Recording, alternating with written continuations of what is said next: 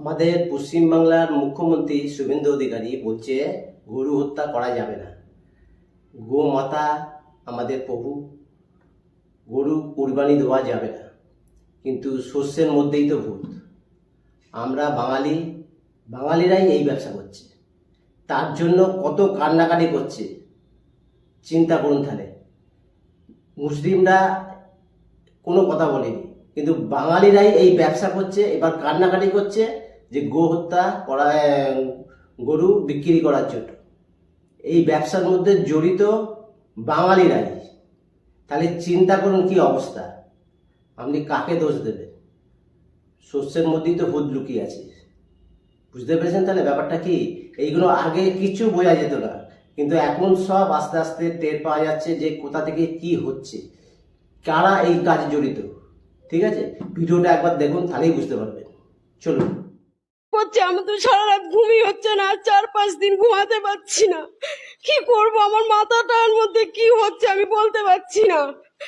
আমার আত্মহত্যা করা ছাড়া কোনো উপায় নেই। আমাদের যে কোনো একটা উপায় বার করে দিতে হবে।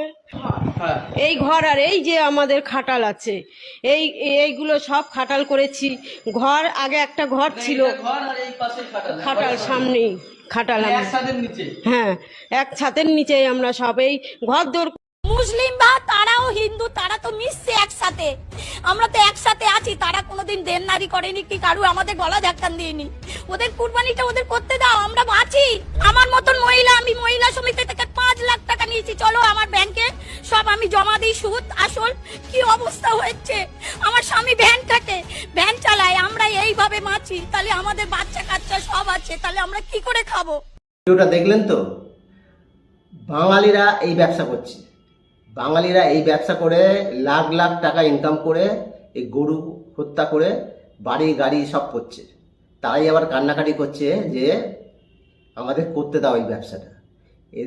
এরা আবার হাতে পায়ে ধরাধরি করছে। এদেরকে কি করা উচিত আপনারাই বলুন। চলো আরেকটু ভিডিও দেখো। নমস্কার, আমি রূপা ঘোষ বলছি। আমি একজন খাটাল ব্যবসাদার।